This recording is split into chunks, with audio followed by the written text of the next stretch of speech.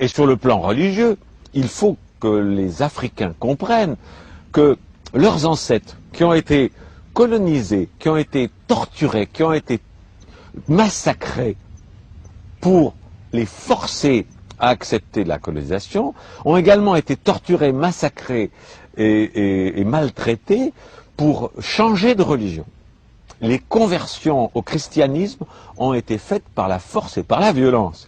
Alors, imaginez, et les ancêtres que vous avez, peuple africain, sont toujours vivants sur la planète des Elohim.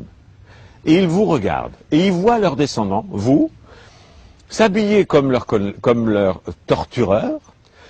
Ils voient leurs descendants aller dans les églises qui ont été mises en place par leurs tortureurs. Ils sont désespérés. Si vous voulez retrouver la vérité qui est le culte de vos ancêtres, débaptisez-vous, apostasiez de la religion des colonisateurs, jetez les vêtements des colonisateurs, retrouvez les vêtements africains, retrouvez la culture africaine, retrouvez les religions d'avant la colonisation. Alors là, vos ancêtres vont vous regarder en étant fiers et en disant, tiens, finalement, nos descendants sont finalement indépendants. Pour l'instant, vous ne l'êtes pas. C'est des blagues. On vous fait croire à l'indépendance. Il y a un drapeau, il y a des... C'est des pantins, mais qui sont aux ordres des pouvoirs internationaux. Et vous le savez, en prenant un maximum d'argent qu'ils mettent sur des comptes en Suisse.